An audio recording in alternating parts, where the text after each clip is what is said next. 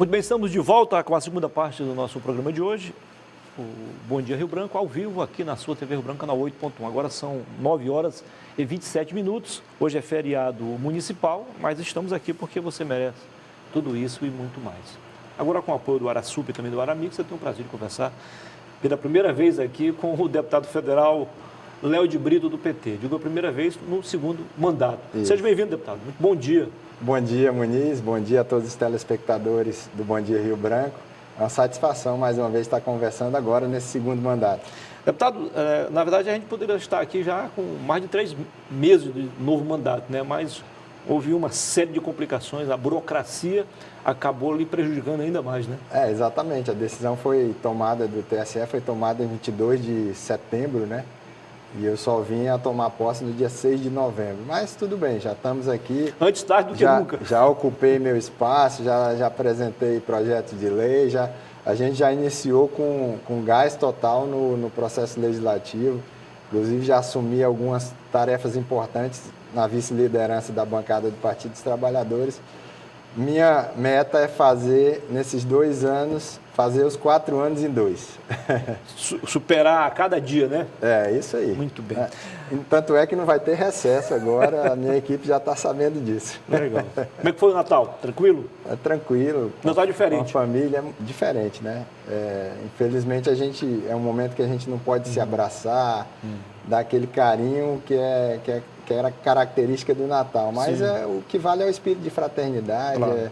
É a solidariedade humana, é o amor ao próximo, é lembrar dos entes queridos que infelizmente se foram e o espírito do menino Jesus que nos ilumina, né?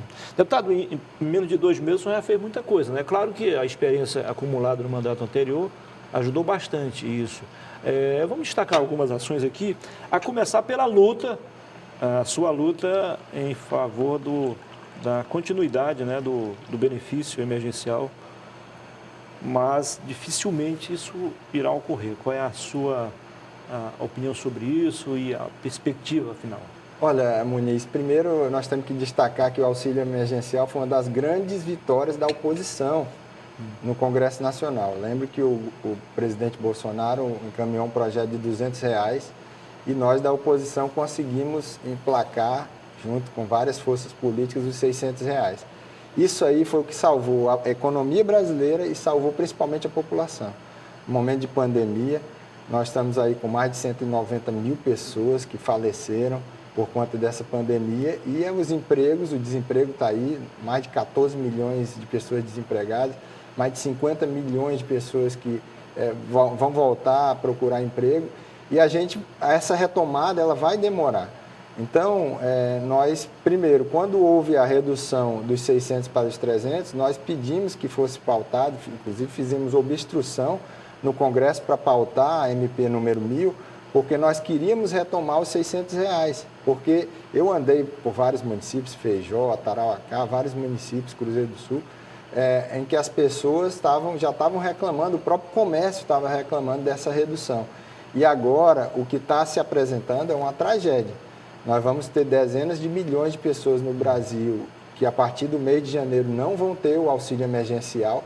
E aqui no Acre, são mais de 121 mil famílias. Nós estamos falando de mais de 300 mil pessoas, juntando aí os membros da família, que vão ficar sem auxílio emergencial. Nós já temos muita gente na rua pedindo esmola. A economia não vai se recuperar tão fácil. Então atinge mais de 40% da nossa população. Então, é algo absolutamente preocupante. Eu tenho alertado ao presidente Bolsonaro, tenho alertado ao ministro Paulo Guedes. O nosso papel é olhar para esse tipo de situação e observar que a população tem necessidade. Eu acho que enquanto não chegar a vacina aí, né, vamos ver aí, de repente, os próximos 3 meses, se pudesse ser mantido o auxílio emergencial, seria muito importante, porque a gente não pode deixar as pessoas no desalento. Sim. E, infelizmente, foi essa decisão tomada pelo governo. A partir do mês de janeiro, nós já vamos ter uma verdadeira tragédia social acontecendo no nosso país. Por isso que nós fomos muito enfáticos em fazer esse pedido. E mais do que isso, eu acho que o governo, tanto o governo estadual quanto a prefeitura, que agora assume Rio Branco, e também o governo federal, precisam fazer um grande pacote de investimentos no ano que vem, de investimentos públicos, para retomar os empregos da população para que ela possa, de uma vez por todas, sair, ou pelo menos minorar, né, reduzir essa situação social, essa convulsão social que nós estamos vivendo hoje no país. O governador esteve aqui na semana passada, na antevéspera do Natal, e anunciou um investimento de 3 bilhões. Você acha que isso pode diminuir os efeitos da crise financeira pela a pandemia do coronavírus? Olha, eu acho que o investimento público é fundamental nesse momento. Agora, eu espero que esse investimento saia, porque o governador anunciou para o primeiro ano um investimento de 800 bilhões e não aconteceu. Para o segundo ano, um investimento de 1 bilhão e não aconteceu. O governo hoje é um governo que tem dificuldade de fazer licitação, é um governo que não tem projeto. O próprio governador, na reunião da bancada, afirmou isso, que não tinha projetos, está tendo que contratar agora empresas especializadas em fazer projetos. Então, o governo, infelizmente, em 2 anos de governo, a gente está vendo o governo patinando, o governo está perdido, né? O governo está mostrando infelizmente, uma verdadeira incompetência. Eu, como acriano, torço para que o governo dê certo. Mas, infelizmente, hoje, com 2 anos do governo Gladys Cameli, nós não vimos nenhuma obra nova, nenhum programa específico, um programa que seja a marca do governo. O governo não tem nenhuma marca. Então, se os 3 bilhões vão acontecer, é ótimo. Tem várias emendas, inclusive de bancada da minha época ainda, como a questão dos ramais, o anel viário de Epitaciolândia e Brasileia, que até hoje não saíram no papel. Então, a gente precisa que o governo verdadeiramente funcione. Esse é um apelo que eu faço ao governador Gladys Cameli, que inclusive está tendo sérias dificuldades aí até de montagem da sua equipe. Legal. Deputado, a sua colega de bancada, a deputada Mara Rocha, iniciou desde o começo do mandato uma luta contra o aumento da tarifa de energia. O senhor, depois que entrou, também engrossou o caldo e agora acho que vocês dois conseguiram convencer, sensibilizar toda a bancada nesse mesmo sentido. Mas parece que as coisas continuam cada vez mais complicadas, enquanto isso a população continua pagando caro. Qual é a expectativa sua, que o senhor acredita que pode acontecer de positivo nesse sentido? Olha, Muniz, essa é uma situação absolutamente preocupante, porque ela atinge todo mundo, ela atinge o empresário, ela atinge a classe média, ela atinge sobretudo as famílias mais pobres. Você imaginar uma família que ganha um salário mínimo ou que vive de Bolsa Família, ter que pagar uma tarifa de energia dessa que nós estamos... É um contrassenso, né? Exatamente. Dá por um lado e pega pelo outro. É muito triste isso. As pessoas estão simplesmente gastando o que tem de pouca renda na tarifa de energia. E essa é uma luta que não é de hoje. Eu venho trabalhando isso desde o mandato anterior. Foi a luta para a gente chegar com o Leão até Cruzeiro do Sul, que as obras estão paralisadas. Foi a luta contra a privatização da Eletroacre. E naquele momento eu anunciava, pessoal, olha, vamos ver o que está sendo feito, porque um processo como esse, você tem redução de investimentos, você tem sérios problemas, principalmente de aumento de tarifa de energia. E foi o que aconteceu. Todo mundo sentiu, depois que houve a privatização com a Energisa, todo mundo sentiu um aumento significativo da energia. E agora a ANEEL, né? A ANEEL que faz um tratamento diferenciado, reduz as tarifas de energia aqui de Rondônia, né, em quase 13%, e enquanto que as tarifas do Acre aumentam. Né? O Acre é um estado pobre, que tem série de dificuldades, então a gente não aceita isso. Que bom que a bancada está se envolvendo, né? A bancada foi até a ANEEL questionar essa situação e nós vamos continuar na luta.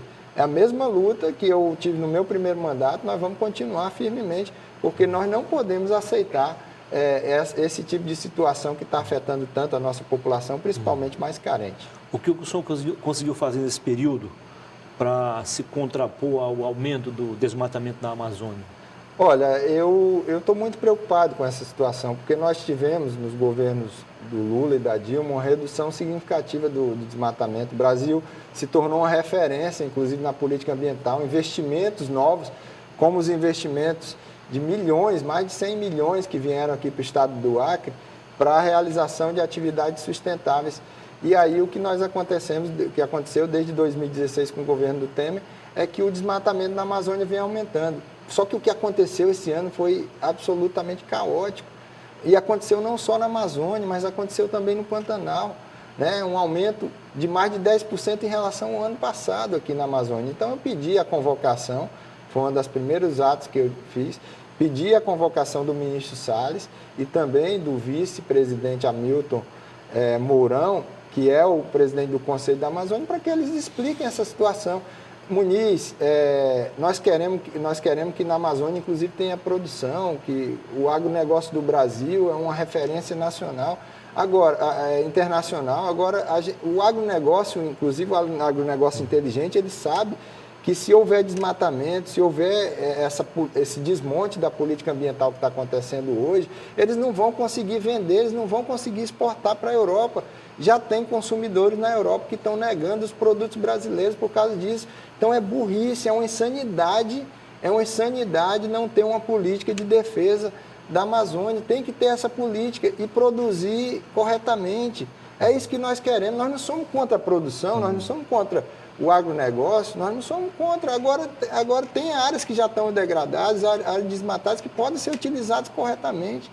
E se a gente continuar nessa toada de abrir a porteira, o que vai acontecer é que os produtos brasileiros não vão ser recebidos lá fora, simples assim. O Brasil vai perder muito dinheiro e investimento estrangeiro também. Legal. O que motiva o nobre deputado a lutar em defesa dos profissionais da saúde, notadamente os da enfermagem? Olha, Muniz, tem alguns dados que são estarrecedores. Nós estamos chegando aí perto de 800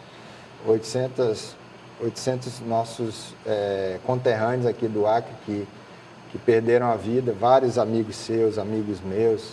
Agora, nas últimas semanas, aí, nós tivemos perda de companheiros do PT, históricos como o Pelezinho, o César, e isso nos entristece a todos. Agora, eu fiquei sabendo de um dado, recentemente conversando com o vereador eleito Adailton, que mais de 200 profissionais de saúde faleceram, da enfermagem faleceram aqui no estado do Acre, né? Desses quase 800. Então, no Brasil inteiro são dezenas de milhares que faleceram. E esses profissionais são os nossos heróis. Eu quero render aqui minhas homenagens aos profissionais da saúde, médicos, enfermeiros, fisioterapeutas, todas as pessoas de apoio, intensivistas. E a enfermagem, por exemplo, ela já tem uma pauta antiga no Congresso Nacional, de mais de 20 anos, que é as 30 horas. A jornada, assim como a gente tem a jornada dos médicos, de outras categorias. Redução da jornada sem redução do salário. Sem redução de salário e também um piso nacional. Está havendo uma precarização da enfermagem. Tem profissionais da enfermagem que estão precisando, estão fazendo suas atividades no sistema de saúde e precisam fazer Uber, fazer outro tipo de atividade. Então, não é justo isso. São pessoas que têm vocação, são pessoas que cuidam de vidas, né? E eles têm mostrado isso na pandemia. Se o Brasil não tiver uma sensibilização, depois de tudo que aconteceu ao longo desse ano, com esses profissionais, onde é que nós vamos parar? Então, eles merecem esse carinho. Eu já estou entrando com um projeto de lei e nós queremos que a próxima presidência da Câmara paute para que a gente traga urgência e paute para que a gente possa ter essa vitória aí, que já faz mais de 20 anos, que é uma luta da categoria. É isso que te motiva a defender a vacina para todos e gratuita? Não tenha dúvida disso. Olha, fico triste, Muniz, de ver que a União Europeia começou a vacinação, os Estados Unidos já tem quase 2 milhões de pessoas vacinadas, a América Latina já tem 4 países da América Latina que estão vacinando e o Brasil fica nessa briga, gente. Que coisa horrível isso. Eu sei que muitas pessoas votaram no presidente Bolsonaro achando que ele ia fazer o melhor, mas nesse momento tem que estar todo mundo unido. Foi essa briga toda, desde o início da pandemia, essa briga, e agora na questão da vacinação. O que nós queremos? Que todas as vacinas que são aprovadas internacionalmente, elas sejam aprovadas para a Anvisa e que a gente possa imediatamente, o mais rápido possível, vacinar as pessoas. Ainda fica essa coisa de dizendo que a vacina vai virar jacaré. Gente, o processo de vacinação é importante para cada uma das pessoas, é importante para as famílias, é importante para a economia, a gente tem que se conscientizar disso. E eu espero, e por isso que a gente aprovou a lei das vacinas, que trata dos protocolos internacionais. O Brasil acolhendo esses protocolos internacionais, e o presidente da República tem que liderar um processo para que a gente, o mais rápido possível, chegue com a vacinação. O Acre está esperando, o Brasil está esperando. Não dá mais para a gente ficar sem vacina, e vacina para todos e gratuita. O senhor está a defender a suspensão da cobrança do FIES por um ano, ou seja, até dezembro de 2021. O senhor acha que vai conseguir esse pleito? Estamos trabalhando firmemente para isso. Vamos mobilizar as bancadas. Nós sabemos, eu vou repetir o que eu já disse, essa retomada ela ainda vai demorar. Os efeitos da pandemia, por mais que você tenha uma vacina agora em março, abril, né, eu acho que talvez a gente vai passar o ano todinho aí vacinando, mas todo mundo está sentindo isso, é o comércio que está sentindo, é a população mais pobre que precisa do auxílio emergencial, como eu já disse, e os estudantes também, porque enquanto esses estudantes que saíram das universidades, que estão precisando pagar o FIES, os estudantes que estão nas universidades, não tiver perspectivas para eles terem suas próprias rendas, profissionalmente eles se estabelecerem, eles vão precisar de uma carência. Eles já tiveram essa carência, foi importante essa carência nesse ano, mas eu estou propondo que pelo menos por mais um ano eles tenham, e o projeto de lei já deu entrada nesse projeto de lei, para que eles tenham pelo menos mais um ano até a economia ter aí um fôlego maior e eles possam ter essa condição de pagar. Vamos falar em política. Qual é a avaliação que o senhor faz sobre o desempenho do PT nas eleições aqui em Rio Branco e também no interior do Acre? Olha, eu acho que primeiro, do ponto de vista positivo, o modo petista de governar as prefeituras, ele foi aprovado nessa eleição, porque os três únicos prefeitos que nós tivemos, o caso do Isaac, lá em Mâncio Lima, a Fernanda Assem e o Bira, eles foram reeleitos e foram reeleitos muito bem. Foi o único partido que não perdeu prefeitura. Exatamente. E nós conseguimos avançar em mais uma prefeitura no Alto Acre, com o professor Jair Correia, em Assis Brasil. É claro que o resultado de Rio Branco foi um resultado ruim para a gente, inclusive porque a gente perdeu um vereador, que era o vereador Rodrigo. Agora, eu acho que a leitura da eleição de Rio Branco ela tem que ser feita da seguinte forma. Primeiro, o PT, se tivesse tido como candidato... Essa eleição ela foi uma eleição em que os candidatos, no Brasil inteiro, se você verificar, os candidatos que se sobressaíram eram os candidatos que já tinham tido, por exemplo, outras experiências majoritárias, os candidatos mais conhecidos. Até porque foi uma eleição no meio de uma pandemia, então você não tinha como massificar campanhas. Sim. E o PT, eu acho que foi muito prejudicado nesse processo. A gente queria que o ex-prefeito Angelim fosse candidato. Eu não tenho dúvida de que se o ex-prefeito Angelim fosse candidato, ele chegaria, inclusive, ao segundo turno. Então, o resultado seria outro. E o Daniel Zen cumpriu muito bem esse papel como candidato, como nosso deputado estadual, como candidato, mas foi uma primeira candidatura majoritária dele. E aí, essa leitura está tão correta que aquele que foi mais candidato tantas vezes, que foi o Bocalão, quase vence a eleição no primeiro turno. Então, eu vejo, ao contrário do que muitos estão pensando, de medir a força do PT por conta desse processo, eu vejo que é uma avaliação errônea. Eu acho que o PT tem um potencial muito maior. Se nós tivéssemos o Jorge Viana ou o Angelim como candidatos a prefeito, nós teríamos tido uma votação absolutamente superior. O PT não está morto, nós temos o meu mandato, o mandato do Daniel Zen, o mandato do Jonas Lima, nós temos as prefeituras, nós continuamos como uma força política. Eu estou defendendo, tenho defendido que o companheiro Jorge Viana deve colocar o nome dele como pré-candidato ao governo. Estou fazendo essa defesa interna dentro do partido, não falo em nome dele, mas estou fazendo essa defesa porque nós temos um legado, né? Nós temos um legado a defender. O Jorge Viana, inclusive, com 2 anos de mandato, ele já tinha feito a estrada para o aeroporto, já estava fazendo o Parque da Maternidade, já tinha melhorado a saúde, já tinha arrumado a casa com servidores públicos.